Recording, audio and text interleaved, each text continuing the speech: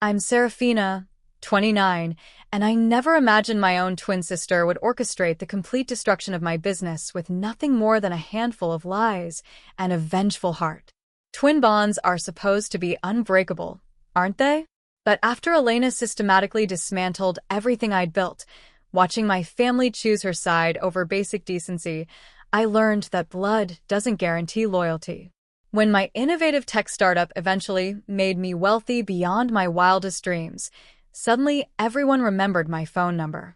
Their shameless demands for handouts after years of enabling my sabotage left me stunned. So I crafted the perfect response and told them all to check their mailboxes. Their reactions were absolutely priceless. Before I reveal what happened when they opened those packages, let me take you back to where this nightmare began. Growing up in suburban Phoenix, Arizona, the Morrison family appeared picture-perfect from the outside. Our Spanish-style home, with its terracotta roof and carefully maintained desert landscaping, looked like something from a magazine. Weekend pool parties, family game nights, and holiday celebrations that brought the whole extended family together. But behind our front door, the dynamics were anything but healthy. Being born just 7 minutes before Elena somehow made me the responsible twin in our parents' eyes. By age 8, I was helping organize Elena's school projects while she played video games. By 12, I was doing both our chores while Elena convinced our parents she had mysterious headaches whenever work needed to be done. Our mother, Patricia, and father, David, had created a dynamic where I was the dependable workhorse and Elena was the delicate flower who needed constant protection and indulgence. Elena learned early that tears and dramatic displays could get her out of any consequence. Serafina's just naturally more organized, our mother would say when Elena forgot another assignment or responsibility. Elena has such a sensitive, artistic spirit. We can't expect her to handle mundane tasks like her sister. This became the family mantra that excused Elena from everything while doubling my responsibilities. Our older brother Marcus, 31, found it easier to go along with whatever kept the household peaceful. "Just do it yourself, Sarah," became his standard response whenever I complained about Elena's shirking. "You're better at that stuff anyway, and it's not worth the drama." He'd learned that enabling Elena's behavior meant avoiding her explosive tantrums and our parents' disappointed lectures about family harmony. Despite this imbalanced treatment, I threw myself into academics and extracurriculars. I maintained a 4.0 GPA throughout high school, served as student body treasurer, and worked part-time at a local event planning company where I discovered my passion for creating beautiful, memorable experiences. Meanwhile, Elena coasted through school with C's and D's, but our parents celebrated her achievements as if she'd won Nobel Prizes. "Everyone has different strengths," our father would say when report cards came out. "Elena's creative talents can't be measured by traditional grades." Yet when I won academic awards or received recognition for my event planning work, the celebrations were muted. "Don't get too big for your britches, Serafina," was our mother's favorite phrase whenever I showed pride in my accomplishments. The pattern continued through college. I earned a partial scholarship to Arizona State University and worked multiple jobs to cover the remaining costs. Elena started at the same university but dropped out after one semester, claiming the environment was stifling her creativity. Our parents immediately supported her decision and funded her move to Los Angeles to pursue her artistic vision, which mainly involved expensive photography equipment and a studio apartment in Venice Beach. While Elena played artist in California with our parents' financial backing, I completed my degree in business administration with a minor in marketing. I organized dozens of campus events, building a portfolio and network that would serve me well. The day I graduated summa cum laude, Elena chose to have a mental health crisis that required our parents to fly to Los Angeles immediately, missing my graduation ceremony entirely. I started my wedding planning business, Enchanted Beginnings, 6 months after graduation with $5,000 in savings and a dream of creating magical experiences for couples. I rented a small office space, invested in basic equipment, and began building my client base through referrals from my college network and the event company where I'd previously worked. The business grew slowly, but steadily. I specialized in intimate, personalized weddings that reflected each couple's unique story rather than cookie-cutter affairs. My attention to detail, budget-conscious creativity, and genuine care for my client's vision set me apart in Phoenix's competitive wedding market.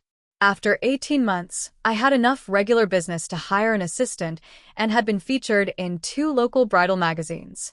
Elena's resentment grew with each milestone I achieved. When I was featured in Arizona Bride magazine, she accidentally spilled red wine on the magazine copies I'd brought to family dinner.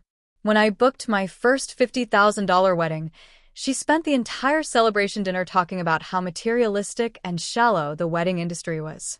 When I won the Phoenix Wedding Planner of the Year award for emerging businesses, she didn't attend the ceremony, claiming she was too pure of heart to participate in capitalistic celebrations.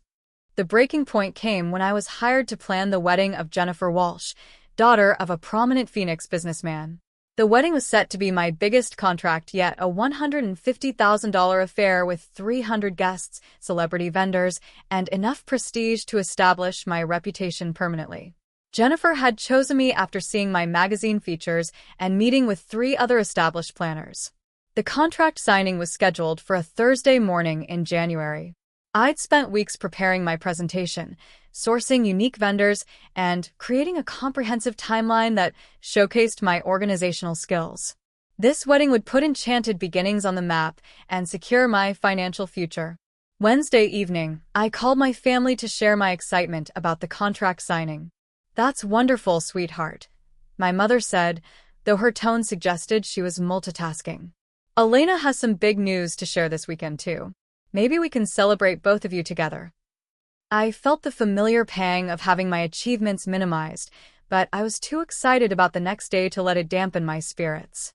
Elena got on the phone before I could hang up.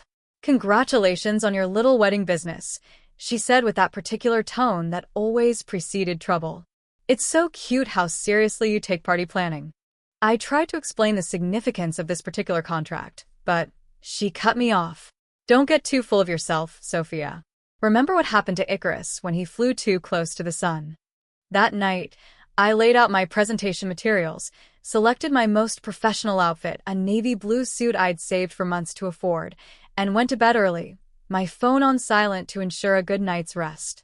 I had no idea that Elena was already setting her plan in motion. Thursday morning, I woke to 17 missed calls from Jennifer Walsh. My heart racing, I called her back immediately. Her voice was ice cold when she answered. "Miss Morrison, I'm extremely disappointed. After our conversation last night, I've decided to go with another planner."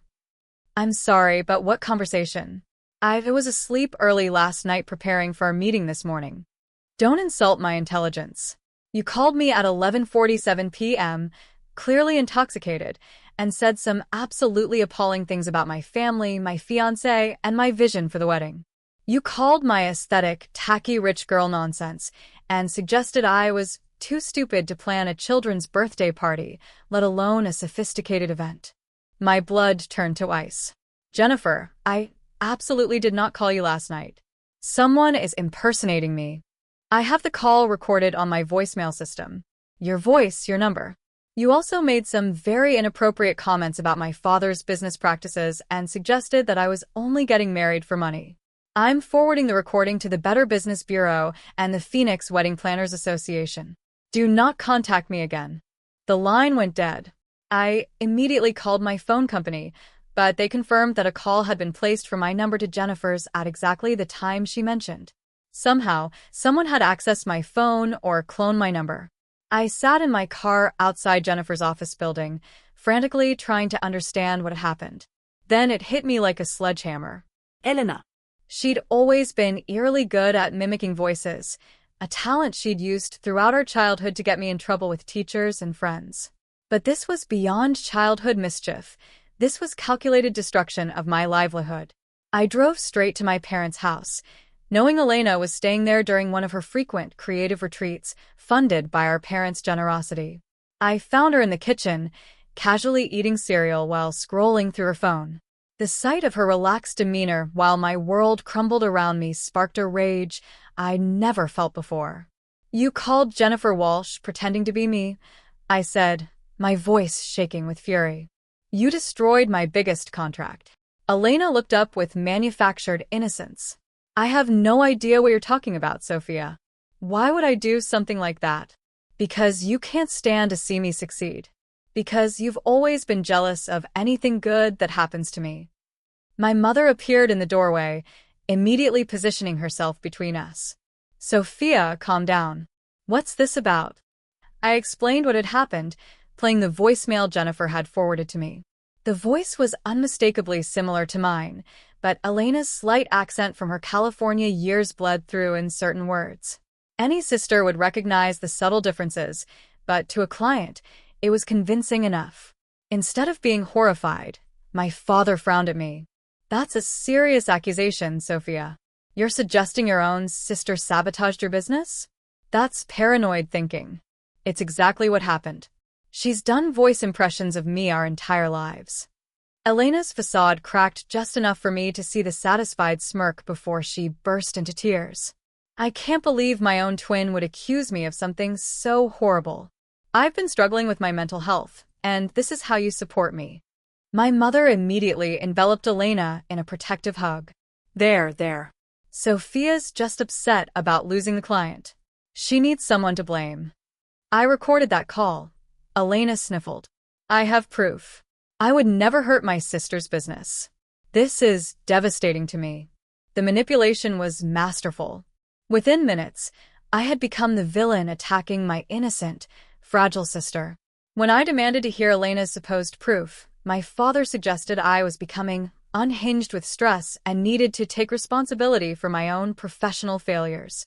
Marcus arrived just as the argument reached its peak. After hearing both sides, he shrugged with his trademark avoidance. Maybe it was a technical glitch with the phones. Stranger things have happened. Why don't you just apologize to the client and move on? The casual dismissal of my career's destruction was breathtaking. I looked around at my family. Elena's crocodile tears, my mother's protective stance, my father's dismissive expression, Marcus's indifference, and realized they would never believe me over Elena, no matter how obvious her guilt. I need you all to acknowledge what really happened here, I said quietly. I need accountability and support, not gaslighting. Instead, I got variations of, you're being dramatic, Elena would never do such a thing, and maybe this is a sign you should consider a more stable career. Not one person in my family acknowledged the possibility that Elena had deliberately sabotaged me. I left their house that day with a clarity I'd never had before. The people who were supposed to love me unconditionally had just conditionally excused the destruction of my livelihood. Something fundamental broke inside me, but paradoxically, something else grew stronger. My determination to succeed despite them, not because of them. The aftermath of Elena's sabotage was devastating. Word spread quickly through Phoenix's tight-knit wedding industry. The recording of my call to Jennifer Walsh circulated among vendors and venue owners, painting me as unprofessional and unstable. Clients began canceling contracts, citing concerns about my erratic behavior. Within 6 weeks, Enchanted Beginnings was effectively dead. I'd lost 8 pending contracts, my reputation was in ruins, and the wedding planning community had essentially blacklisted me. My assistant quit when I could no longer afford her salary, and I had to give up my office space. The financial impact was crushing. I'd invested everything into the business: equipment, marketing materials, vendor deposits, and promotional expenses. My savings were depleted, and I was facing thousands of dollars in refunds I couldn't afford to pay. I had to move back into my childhood bedroom, a humiliating retreat that felt like admitting defeat. My family's response to my crisis was telling. They offered surface-level sympathy while maintaining that Elena couldn't possibly be responsible. Maybe this is the universe telling you to try something new, my mother suggested, as if losing my dream business was a gentle cosmic nudge rather than deliberate sabotage. Elena, meanwhile, announced she was moving back to Phoenix to be closer to family during this difficult time. She moved into the guest house behind our parents' home, rent-free, and immediately began positioning herself as my emotional support system. The irony was sickening. My destroyer playing my savior. Desperate to rebuild, I took a job at a corporate event planning company, prestige events at a fraction of my previous income. The work was soul-crushing, planning generic corporate retreats and fundraising galas with no creative input or personal connection. But it paid the bills and kept me in the industry. My supervisor, Janet Crawford, was a bitter woman who seemed to take pleasure in assigning me the most tedious tasks. She'd heard about my professional difficulties and made it clear she considered me lucky to have any job at all. I spent my days stuffing gift bags, making endless photocopies, and handling logistics for events other people planned. The isolation was profound. Former colleagues avoided me at industry events, either believing the rumors about my mental instability or simply not wanting to be associated with controversy. Friends from college expressed sympathy but gradually stopped inviting me to social gatherings when my presence became awkward. Elena, meanwhile, launched a lifestyle blog called Desert Rose Living, documenting her authentic journey of creative self-discovery in Phoenix. She positioned herself as a wellness guru and inspiration coach, complete with professional photos taken at expensive locations around the city. Our parents funded her website design, photography sessions, and promotional materials while I ate ramen noodles for dinner most nights. 6 months after my business collapsed, Elena announced she was hosting a mindful money workshop, teaching people to release toxic relationships with material success. The workshop was held at an upscale resort in Scottsdale, with tickets priced at $200 each. The irony of her profiting from advice about money while being completely supported by our parents was lost on everyone but me. During this dark period, I found solace in an unexpected place: online tech communities. In my spare time, I began learning web development and app design, initially just trying to build a website for myself to showcase my event planning portfolio. But the logical problem-solving aspects of coding appealed to me in a way nothing had since losing my business. I spent nights after my degrading day job learning programming languages, following online tutorials, and building small projects. The tech world felt refreshingly merit-based after the relationship-driven drama of the wedding industry. Your code either worked or it didn't. There was no room for manipulation or political maneuvering. 8 months after Elena's sabotage, I had taught myself enough web development to freelance small projects on weekends. I built websites for local businesses, created simple apps for nonprofits, and slowly began earning supplemental income. The work was satisfying in a way corporate event planning never was. One evening, while working on a freelance project for a small catering company, I had an idea that would change everything. The client was frustrated with existing event management software. It was either too simple for their needs or too complex and expensive for their budget. They needed something that could handle client communications, vendor coordination, timeline management, and budget tracking in one integrated platform. I realized this problem wasn't unique to this one client. Having worked in event planning for years, I knew the pain points intimately. Existing software was built by tech companies who didn't understand the industry, while event professionals lacked the technical skills to build better solutions. That night, I began sketching out the framework for what would become EventSync, a comprehensive event management platform designed specifically for small to medium-sized event planning businesses. It would integrate everything from initial client consultation through final vendor payments, with intuitive interfaces that didn't require technical expertise. I spent the next 6 months developing a working prototype, often coding until 3 a.m. before dragging myself to my soul-crushing day job. I used my event planning experience to identify features that would actually matter to users, rather than flashy functions that looked good in demos, but had no practical value. The first version of EventSync was rough, but functional. I tested it with my old network of vendors and a few brave event planners who remembered me fondly from before my reputation was destroyed. Their feedback was invaluable, and I iterated quickly based on their suggestions. Working on EventSync gave me purpose again. For the first time since losing my business, I felt like I was building something meaningful rather than just surviving. I barely mentioned the project to my family, having learned not to share vulnerable information that could be used against me. Elena was thriving in her role as a lifestyle influencer, though her follower count was suspiciously high for someone with minimal engagement. I suspected our parents were funding paid followers and promotion, but I kept this observation to myself. She had started dating Tyler, a photographer who specialized in authentic lifestyle content, and their relationship played out like a carefully curated performance across social media. 1 year after losing my business, I was featured in a local tech newsletter as an up-and-coming developer to watch. The article mentioned EventSync and its potential to revolutionize the event planning industry. The recognition felt surreal after months of professional invisibility. 3 days after the article was published, Elena called me for the first time in months. "I saw your little article," she said, her voice carrying that familiar condescending tone. "It's cute that you're playing with computers now. Very on-brand for you to choose such an antisocial career." The dismissive nature of her comment told me everything I needed to know. Even as I was rebuilding from the ashes of what she destroyed, Elena couldn't acknowledge my efforts without minimizing them. It reinforced my decision to keep my family at arm's length while I continued building. What Elena didn't know was that EventSync was about to take off in a way that would transform my life forever. 1.5 years after losing everything, I was on the verge of success beyond my wildest dreams. And when that success became public, my family's true nature would be revealed once and for all. The breakthrough came from an unexpected source.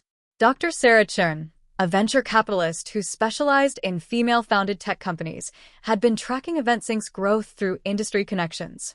She reached out through LinkedIn with a message that made me read it 3 times to believe it was real. "Ms. Morrison, I've been following EventSync's development and am impressed with your user retention rates and organic growth. I'd like to discuss potential investment opportunities and scaling strategies. Would you be available for a meeting next week?" The meeting took place at her downtown Phoenix office, a sleek space with floor-to-ceiling windows overlooking the valley. Dr. Chen was brilliant, direct, and refreshingly honest about both the opportunities and challenges facing EventSync. "You've built something genuinely useful," she said after I demonstrated the platform. "Most event management software is either too simplistic or overcomplicated. You've found the sweet spot because you understand the industry from the inside."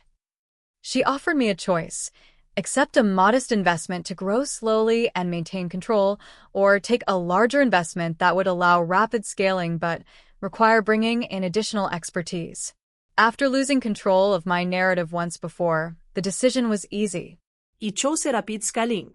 Dr. Chen's investment of $2.8 million allowed me to hire a development team, expand the platform's capabilities, and launch a proper marketing campaign.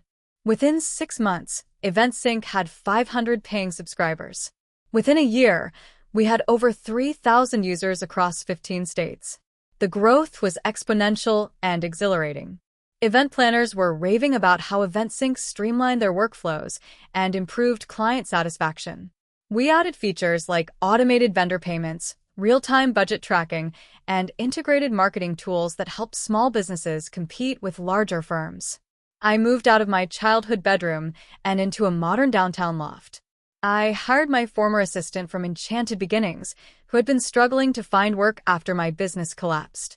Seeing her tearful gratitude when I offered her a position as EventSync's head of customer success was one of my proudest moments. The tech industry recognition followed quickly.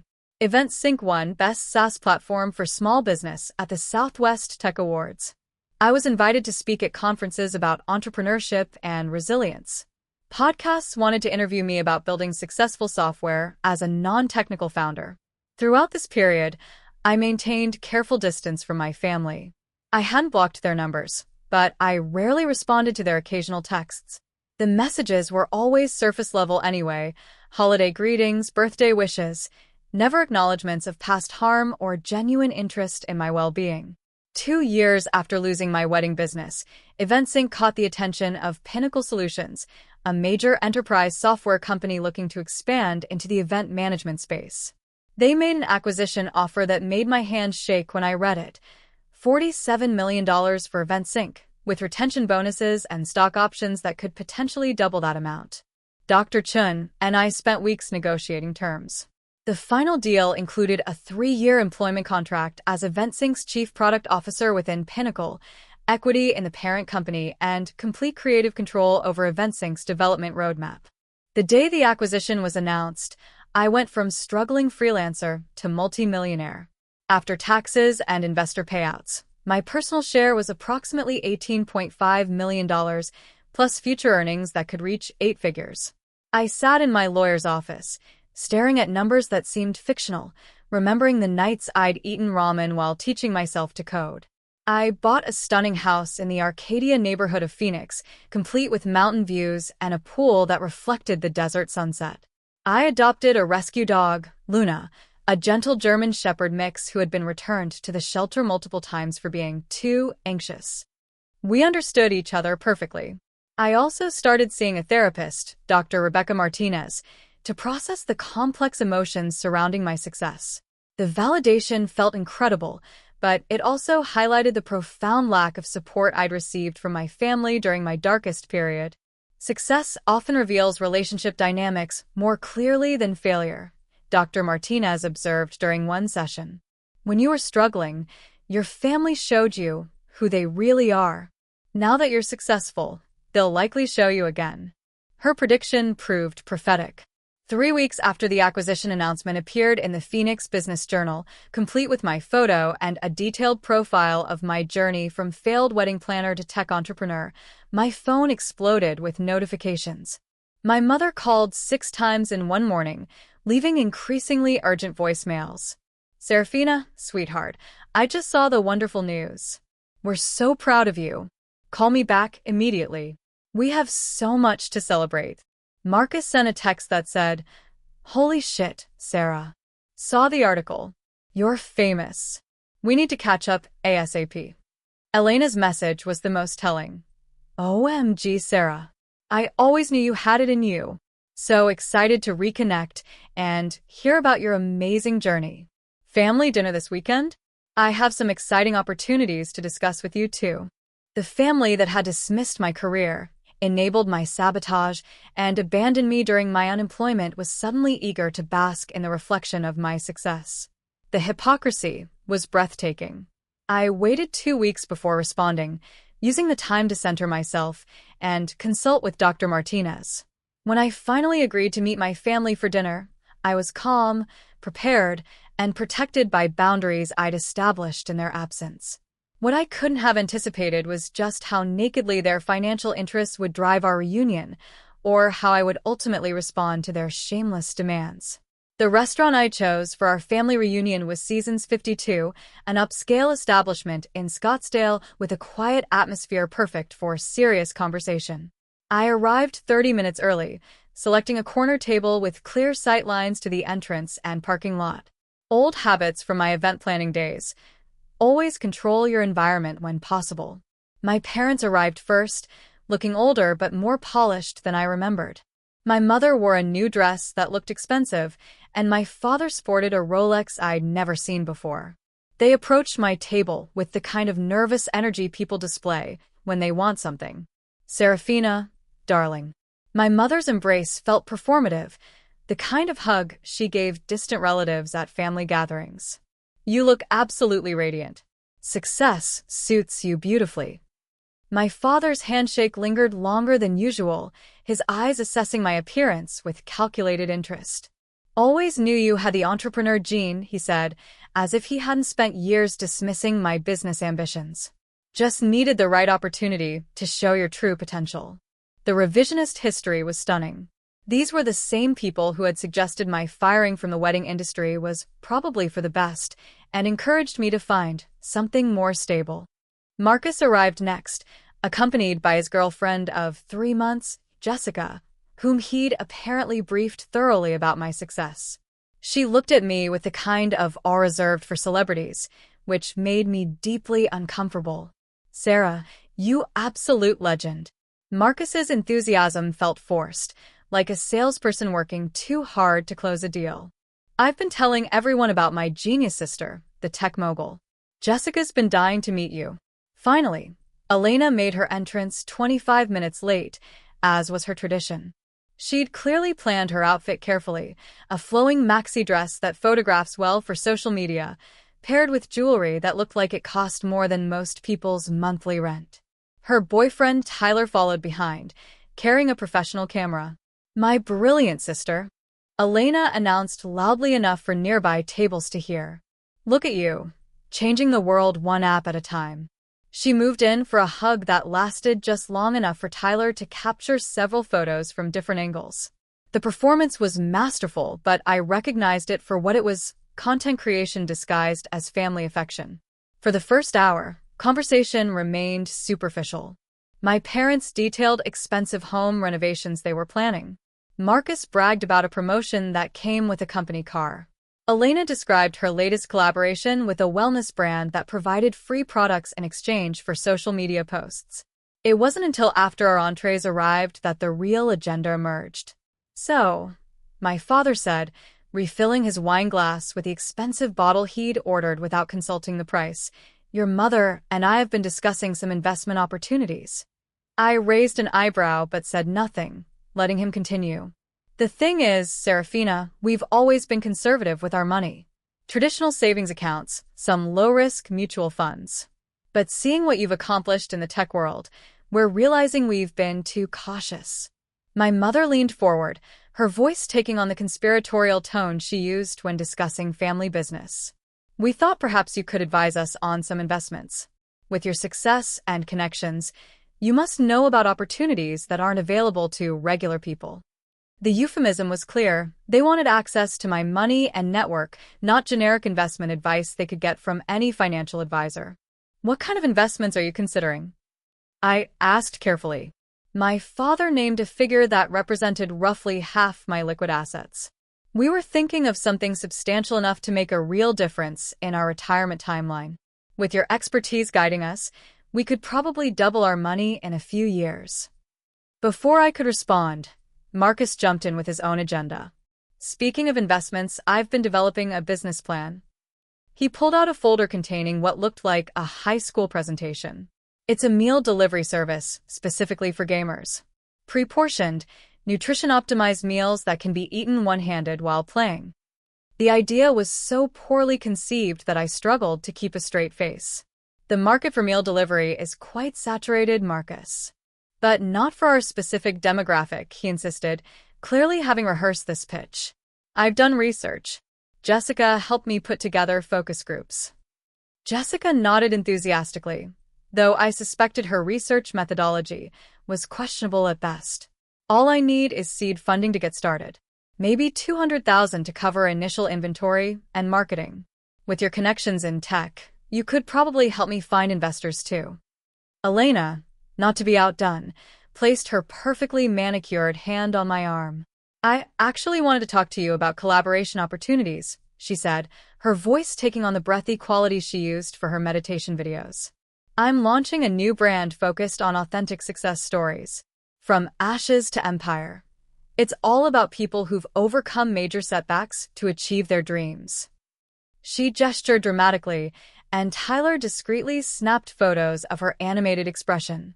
"Your story is absolutely perfect for the launch campaign. Think about the impact we could have, sharing your journey from business failure to tech success. It would inspire so many people." The irony was breathtaking.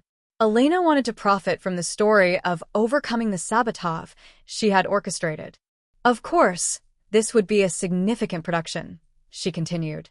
"Professional videography, editorial photo shoots, maybe even a podcast series. I'd need funding for quality content creation, probably around $75,000 for the first season." I looked around the table at my family, these people who had dismissed my dreams, enabled my destruction, and abandoned me in my darkest moments. Now they sat before me, united in their expectation that I would finance their lives. "Let me understand," I said slowly. "You want me to invest in your retirement, fund Marcus's meal delivery fantasy, and bankroll Elena's vanity project about overcoming obstacles she created." My mother's expression turned wounded. "Serafina, we're family. Families help each other succeed. After everything we've done for you." "After everything you've done for me?" The words came out sharper than I'd intended. "What exactly did you do when Elena destroyed my wedding business? What support did you offer when I was unemployed and eating ramen for dinner?" Elena's facade cracked slightly. "Are you still obsessing over that phone call? That was years ago, Sarah. And obviously it worked out for the best. You never would have built EventSync if you'd stayed in wedding planning." The casual dismissal of my trauma, combined with her attempt to take credit for my eventual success, left me speechless for a moment. My father leaned forward, his voice taking on the patronizing tone I remembered from childhood. "Look, Serafina, we understand you're still processing some hurt feelings from the past. But holding grudges isn't healthy. We raised you, supported you through college, gave you a foundation for success. Is it so wrong to expect some gratitude now that you've made it?" The entitlement was staggering. In their minds, my success wasn't something I'd earned despite their sabotage and neglect. It was something they deserved to benefit from because they'd performed the basic functions of parents. "I need time to think about all of this," I said finally, signaling for the check. "It's a lot to process." "Don't take too long," my father said, his tone carrying an implicit threat. "Opportunity doesn't wait forever." I paid the exorbitant bill without comment and left the restaurant with promises to be in touch soon. In my car, I sat in the parking lot for 20 minutes, processing the conversation with a mixture of anger and clarity. They hadn't changed. They weren't interested in rebuilding our relationship or acknowledging past harm. They saw me as a resource to be exploited, nothing more. Dr. Martinez had warned me this might happen.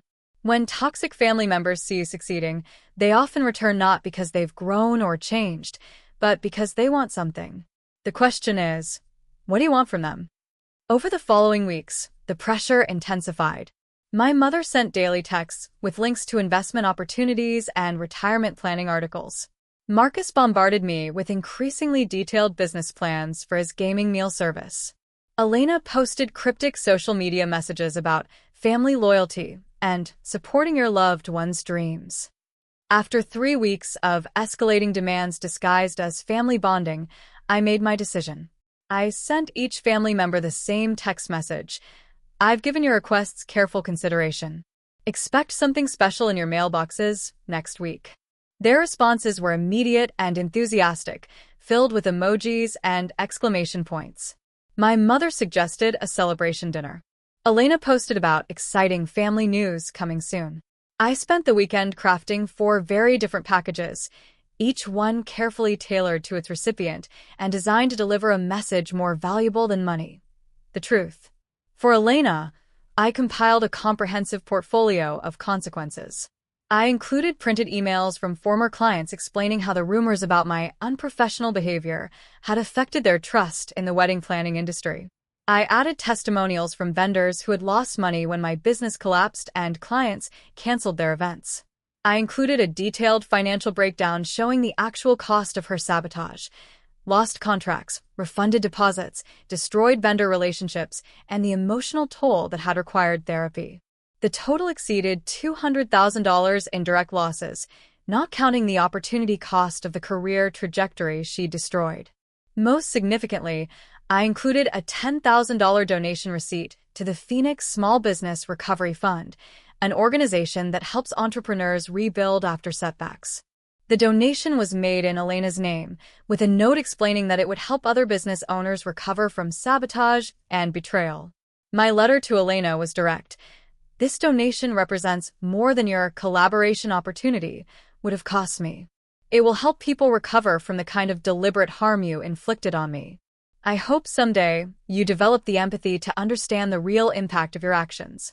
Until then, this is my investment in healing for others, since you seem incapable of providing it yourself." For my parents, I created an educational package focused on financial literacy and emotional accountability. I included books on retirement planning, contact information for legitimate financial advisors, and a breakdown of their actual financial situation based on public records and their own admissions during dinner. The numbers told a clear story. They weren't facing a retirement crisis.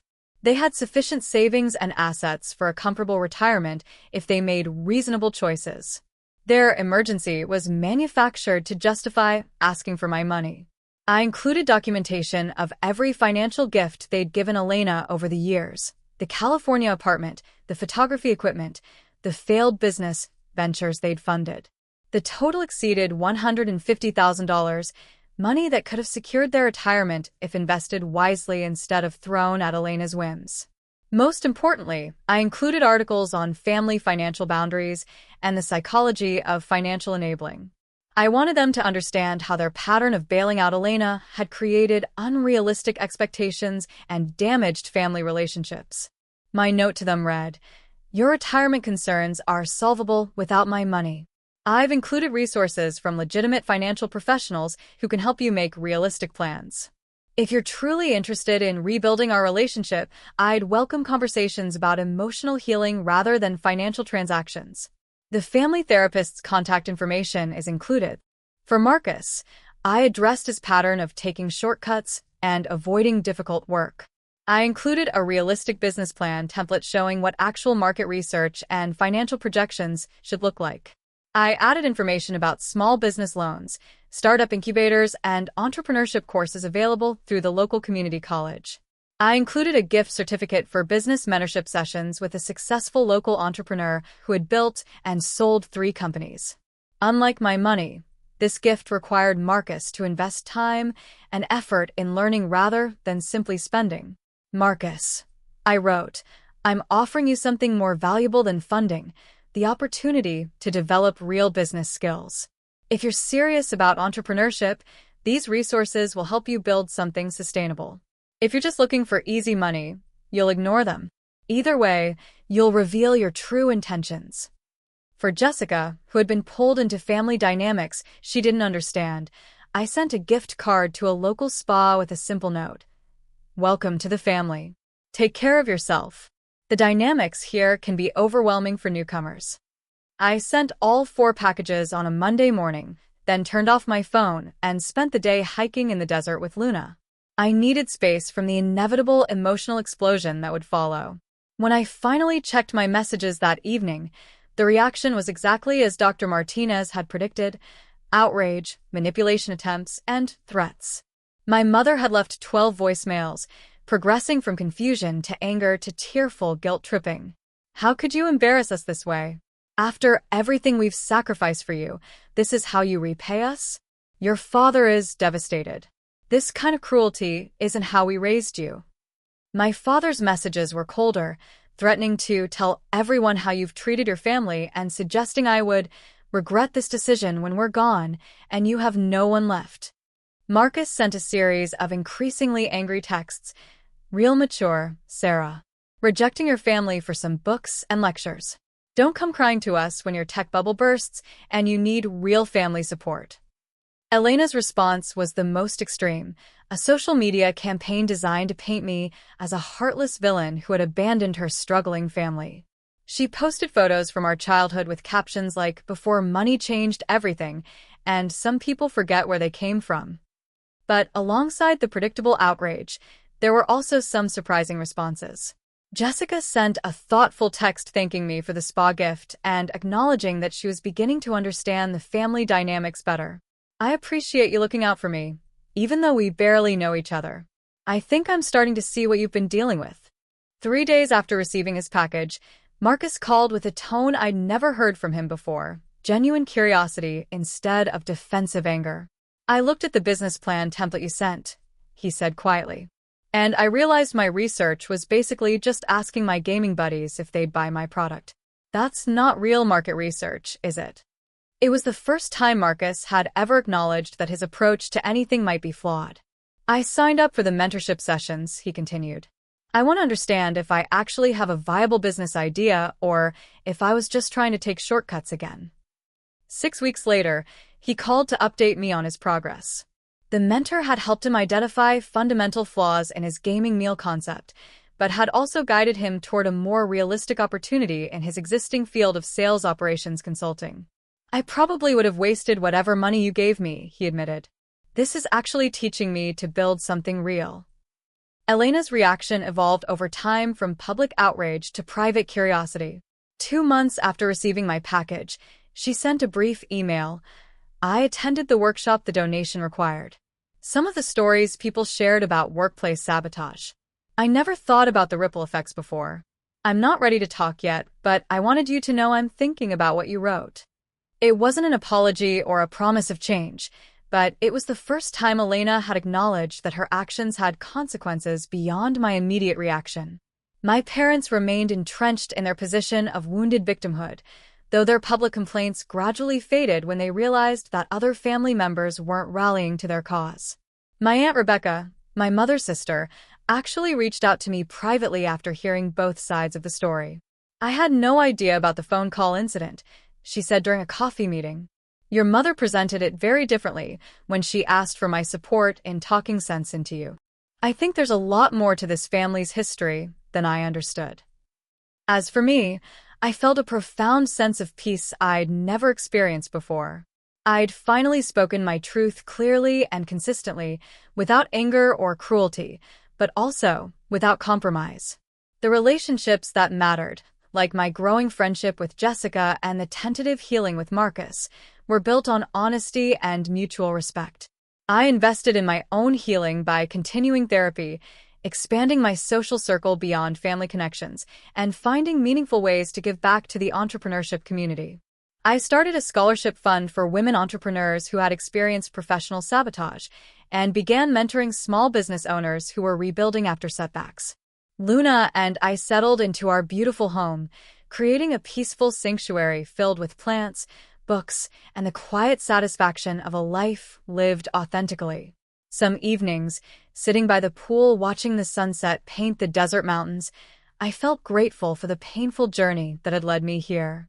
The most profound lesson wasn't about family dynamics or financial boundaries, though those were important. It was about the liberation that comes from defining success on your own terms and building relationships based on genuine mutual respect rather than obligation or transaction.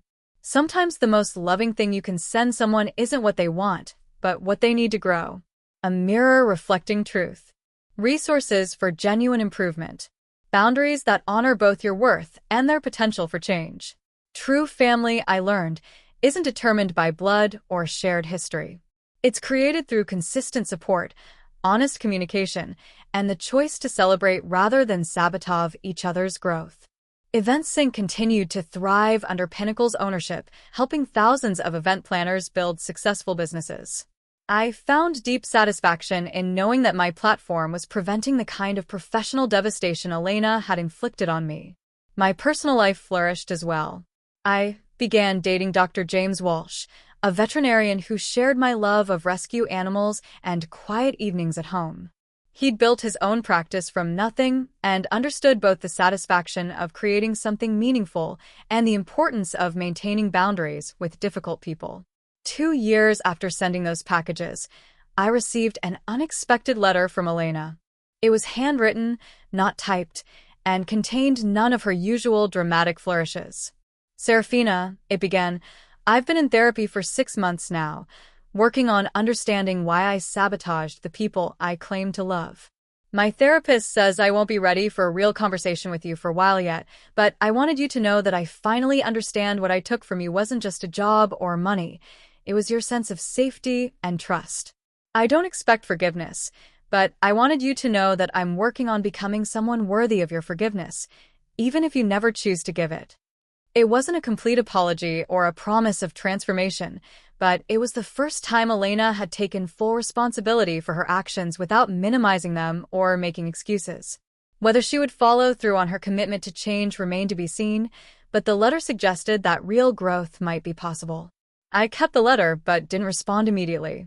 Dr. Martinez and I discussed it extensively, focusing on my own healing rather than Elena's timeline for redemption. I would consider rebuilding our relationship only if and when Elena demonstrated sustained change, not just momentary insight. The holiday season brought the ultimate test of my new boundaries. Instead of the obligatory family gatherings that had always left me drained and dismissed, I hosted a chosen family Thanksgiving for friends, colleagues, and found family members who had supported me through difficult times. Marcus attended with Jessica, both of them genuinely excited to be included in my life. Dr. Chun came with her wife and daughters, sharing stories about female entrepreneurship and the importance of resilience. My former assistant brought her new fiancé, and we laughed about the early days of EventSync when we were coding late into the night. It was the first holiday celebration where I felt truly seen, valued, and celebrated for who I actually was rather than who others needed me to be. As I looked around my dining room table that evening, Watching genuine connections form between people who had chosen to be in each other's lives, I felt the deep satisfaction of having built something beautiful from the ashes of what others had destroyed. My story wasn't about revenge or proving anyone wrong. It was about the courage to rebuild authentically after betrayal, the wisdom to recognize toxic patterns, and the strength to create genuine connections based on mutual respect and support. Sometimes the greatest success isn't measured in dollars or recognition, but in the peace that comes from living aligned with your values and surrounded by people who celebrate your growth rather than sabotage it. The family you choose can heal the wounds left by the family you were born into. And sometimes, the most powerful gift you can give someone is the truth wrapped in boundaries, delivered with love, but without compromise. What about you? Have you ever had to establish difficult boundaries with family members who couldn't celebrate your success? How did you handle the pressure to prioritize their comfort over your own well-being? Share your experiences in the comments below. Your story might help someone else find the courage to choose authentic relationships over toxic obligations. Remember, you deserve relationships that nurture your growth, not sabotage it. Sometimes the bravest thing you can do is send truth to someone's mailbox, even when they were expecting something else entirely. The morning sun streamed through the floor-to-ceiling windows of my home office, casting geometric patterns across the reclaimed wood desk where I sat reviewing the quarterly reports for the Serafina Morrison Foundation. 5 years had passed since that pivotal Thanksgiving dinner, and the life I'd built felt both surreal and exactly right. EventSync had evolved far beyond my original vision. Under Pinnacle's resources, but with my continued oversight, we'd expanded internationally and now served over 50,000 event professionals across 3 continents. The platform had generated enough revenue to make me financially independent for life, but more importantly, it had prevented countless small businesses from experiencing the kind of professional devastation Elena had inflicted on me. Luna padded into the office, her graying muzzle a reminder that she was now a senior dog, though her spirit remained as gentle and loyal as ever. She settled at my feet with a contented sigh, a ritual that marked the beginning of my workday. My phone buzzed with a text from James. Surgery finished early. Lunch at home? I'm bringing those tacos you love from Rosa's. We'd been married for 2 years now, a small ceremony in our backyard with our chosen family in attendance. James understood the importance of the life we'd built together. Quiet, authentic, and free from drama. His veterinary practice had grown alongside my foundation work, and we'd found a rhythm that honored both our ambitions and our need for peace. The foundation had become my greatest source of fulfillment. We provided microgrants to women entrepreneurs recovering from professional sabotage, funded therapy for business owners dealing with family-related workplace trauma, and offered mentorship programs connecting established professionals with those rebuilding their careers. Last month, we'd celebrated our 200th grant recipient, a woman named Maria whose catering business had been destroyed by a vengeful ex-partner. 6 months after receiving our support, she'd not only rebuilt but expanded into 3 new markets. Her thank you letter sat framed on my desk. You gave me more than money. You gave me proof that survival and success are possible after betrayal. A soft knock on my office door interrupted my thoughts. Come in, I called, expecting James home early from the clinic. Instead, Elena stood in the doorway. I hadn't seen her in person for almost 3 years, though I'd been tracking her progress through occasional updates from Marcus. She looked different, older, yes, but also more grounded. Gone were the flowing, Instagram-worthy outfits and carefully curated accessories. She wore simple jeans and a navy sweater, her hair pulled back in a practical ponytail. Most notably, she wasn't carrying a phone or camera. Hi, Sarah, she said quietly. I know I should have called first. James let me in, I hope that's okay. I studied her face, looking for signs of the performative energy that had characterized our every interaction for decades. Instead, I saw genuine nervousness and something I'd never associated with Elena before: humility. It's okay, I said, gesturing to the chair across from my desk. What brings you here? Elena sat down carefully, her hands folded in her lap. I wanted to thank you, she began, her voice steady but soft. And to tell you something important. She paused, gathering her thoughts. 3 years ago, when I got your package, I was furious. The donation you made in my name, the workshops I had to attend, I felt humiliated and attacked. But my therapist, Dr. Williams, helped me understand that humiliation was actually accountability, something I'd never experienced before. I remained silent, giving her space to continue. I've been working with victims of workplace sabotage through the foundation you donated to, she said. Not as a volunteer, as part of my therapy homework. Dr. Williams thought I needed to understand the real impact of what I'd done to you, not just intellectually, but emotionally. My eyebrows rose. This was not the conversation I'd expected. Sarah, I met a woman whose business partner stole her client list and started a competing company. I watched her cry as she described losing everything she'd built. And I realized. Elena's voice cracked slightly. I realized that I was someone's nightmare. I was the villain in your story, but also in the stories of your clients, your vendors, everyone who was hurt when your business collapsed. She pulled a folded paper from her purse. I wrote down every person I could remember who was affected by what I did to you. Vendors who lost money, clients who had to find new planners, your assistant who lost her job. 37 people, Sarah. 37 lives disrupted because I couldn't handle my own jealousy. I took the paper, scanning the names. She'd been thorough, more thorough than I would have expected. Some names I'd forgotten, but seeing them listed brought back the full scope of the damage her single phone call had caused. I've been reaching out to people on this list, Elena continued. Not to make excuses or ask for forgiveness, but to take responsibility and offer to make amends where possible. Some wouldn't speak to me. Others were grateful to finally understand what had really happened. A few have become part of my own healing process. What do you mean? I asked. Your former assistant, Patricia, now works at an event planning company downtown. When I explained what I'd done and how it had affected her job, she was angry, rightfully so. But she also said something that changed my perspective. She said, Elena, I don't need your apology. But those women in the support group you mentioned? They need advocates who understand how sabotage really works. Elena leaned forward slightly. So, I started volunteering with the Phoenix Small Business Recovery Fund.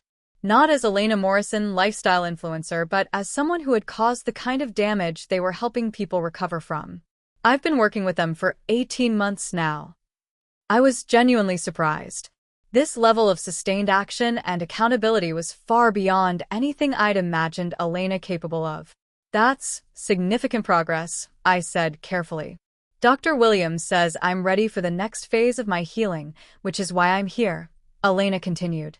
I want to make a formal amend to you, not because I expect forgiveness or a relationship, but because it's what I owe you. She pulled out a larger envelope. This contains documentation of everything I've done to repair the damage I caused. Donations I've made to affected vendors, positive references I've provided to people who lost work because of the rumors I started, and a detailed account of my volunteer work. I opened the envelope, finding meticulously organized paperwork showing charitable donations totaling over $75,000, letters of recommendation Elena had written for former vendors, and volunteer logs showing consistent work with business recovery organizations. More importantly, Elena said, reaching for a smaller envelope, this is a confession I've prepared for the Phoenix Wedding Planners Association and the Better Business Bureau. It details exactly what I did, when I did it, and why. If you want to submit it, it would officially clear your name and possibly help prevent other people from experiencing what you went through. My hands trembled slightly as I read Elena's typed confession. It was detailed, unflinching, and completely incriminating. She was offering to destroy any remaining professional reputation she had in order to restore mine, even though my reputation had already been rebuilt through EventSync success. Elena, I said slowly, this could ruin you professionally. Why would you do this?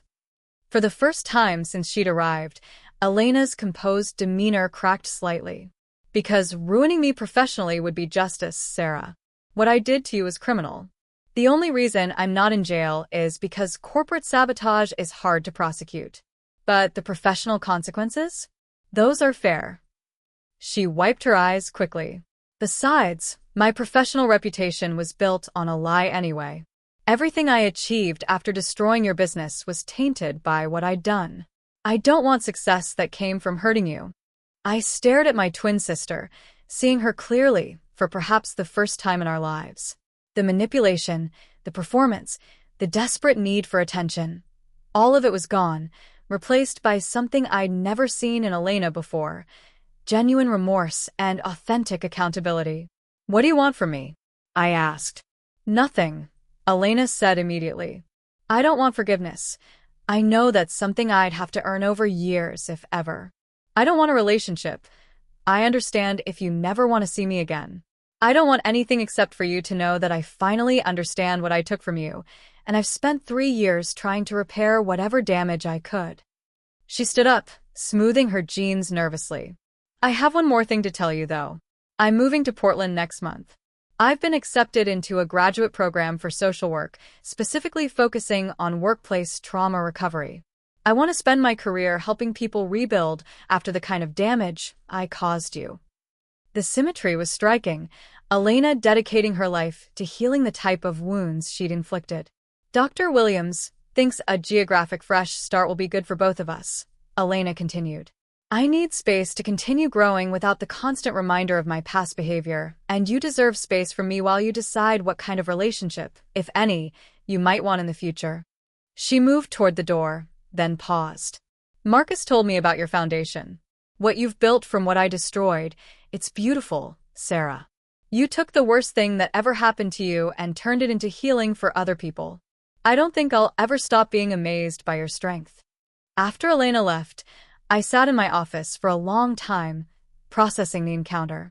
James found me there an hour later, staring out the window at the desert landscape that had witnessed my transformation from broken wedding planner to successful entrepreneur to something even more valuable: a person at peace with herself. "How do you feel?" James asked, settling into the chair Elena had vacated. "Surprised," I said honestly. I never thought Elena was capable of that kind of sustained change. The person who visited me today wasn't the sister I grew up with. "Do you think it's genuine?" I considered the question carefully. The Elena I knew couldn't have sustained a performance like that for 3 years. The volunteer work, the donations, the confession, those require consistent action, not just good intentions. People can change, but it usually requires hitting bottom first. James nodded thoughtfully. "What will you do with the confession?" "I'm not sure yet. Part of me wants to submit it, not for revenge, but for closure. Another part of me feels like my professional reputation doesn't need clearing anymore. EventSync's success speaks for itself." That evening, I called Dr. Martinez to discuss Elena's visit. We'd reduced our sessions to monthly check-ins years ago, but I valued her perspective on significant developments. "It sounds like Elena has done the kind of work that genuine healing requires," Dr. Martinez observed. "The question isn't whether her change is real. It seems to be. The question is what you want to do with this information." "I've spent so many years protecting myself from Elena that I'm not sure how to process her actually becoming safe," I admitted. "That's normal," Dr. Martinez assured me. "Hypervigilance serves a purpose when dealing with toxic people, but it can be hard to turn off even when those people change. Take your time deciding how you want to respond." 2 weeks later, I made my decision.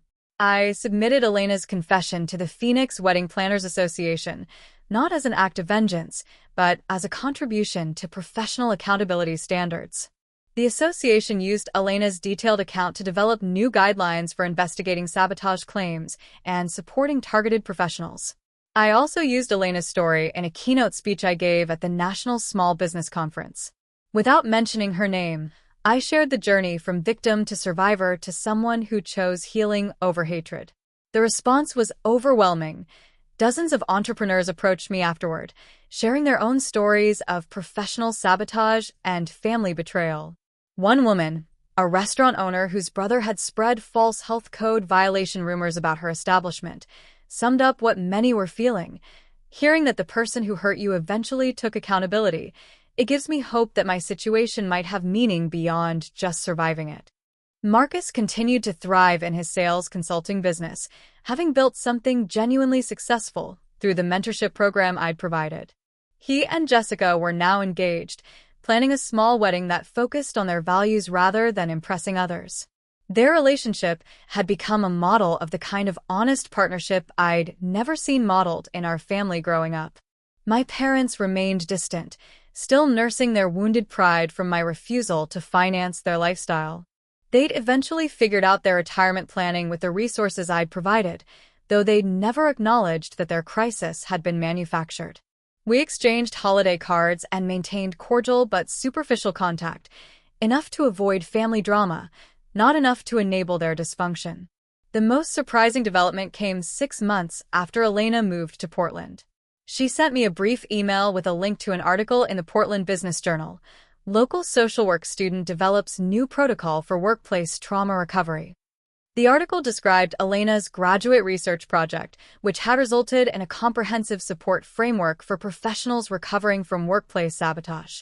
Her protocol was being piloted by 3 organizations and had shown promising results in helping victims rebuild both their careers and their trust in professional relationships. Reading about Elena's work, I felt something I'd never expected: pride in my sister's growth. A year later, Elena graduated with her master's in social work and was hired by the Portland Business Recovery Center. Her first email update to me included a photo of her small office, decorated simply with plants and inspirational quotes about resilience. "I'm working with my first client who experienced sibling sabotage," she wrote. I was able to help her understand the family dynamics that enabled the situation and develop strategies for setting boundaries while healing. It felt like everything I've learned about my own behavior finally had a purpose beyond just my personal growth. As I read Elena's update, I realized that my story had come full circle in a way I'd never imagined. The worst betrayal of my life had ultimately led not just to my own success and healing, but to Elena's transformation into someone who could prevent others from experiencing what she'd put me through. On the 5th anniversary of sending those truth-filled packages to my family, I hosted another chosen family Thanksgiving. This year, the gathering included 30 people: friends, colleagues, foundation grant recipients, and the ever-expanding network of authentic relationships I'd built. James stood to offer a toast as we gathered around the tables that now filled our entire living area. 5 years ago, Sarah made a decision that some people thought was harsh. She chose truth over comfort, boundaries over obligation. Tonight, looking around at everyone here, I think we can see the wisdom of that choice. He raised his glass toward me. "To Serafina, who showed us that the family you choose can heal the wounds left by the family you were born into, and that sometimes the most loving thing you can do is refuse to enable someone else's destruction." As the evening wound down and our guests began to leave, I received an unexpected text from Elena. "Thinking of you today. I know you're hosting your chosen family dinner. I'm grateful you chose healing over hatred 5 years ago. It made room for both of us to become better people. Happy Thanksgiving, sister." I showed the message to James as we cleaned up together. "Are you going to respond?" he asked. "Yes," I said, surprising myself with the certainty in my voice. "I think I'm ready to." I typed back, "Happy Thanksgiving, Elena. I'm proud of the work you're doing and the person you've become. Maybe we could talk again soon." Her response came quickly. "I'd like that very much." As I turned off the lights in our home that night, Luna settling into her bed beside ours, I reflected on the unexpected paths that had led us all here. My story had begun with betrayal and destruction, but it had become something much more profound, a testament to the possibility of transformation, the power of accountability, and the healing that becomes possible when people choose truth over comfort. Elena's sabotage had destroyed my first business, but it had also forced me to discover strengths I never knew I had. Her eventual accountability had offered closure I'd never expected to receive. Our family's dysfunction had caused tremendous pain, but it had also taught me to value authentic relationships above obligatory ones. Most importantly, I'd learned that healing doesn't require forgiveness, but it's enhanced by it when that forgiveness is earned through sustained change and genuine accountability. The packages I'd sent 5 years ago contained truth wrapped in boundaries, delivered with love, but without compromise. They'd been intended to set the record straight and protect my own well-being. I never could have imagined that they would also plant seeds of transformation that would grow into something beautiful, a sister who'd become worthy of forgiveness, a family structure rebuilt on honesty rather than enabling, and a foundation that turned personal trauma into healing for thousands of others. Sometimes the greatest gifts come in packages no one expects, delivered to mailboxes that were hoping for something entirely different. But if the contents are true and the timing is right, they can change everything. The family you choose, I'd learned, doesn't just heal the wounds from the family you were born into. Sometimes, with enough time and growth, it can even redeem it.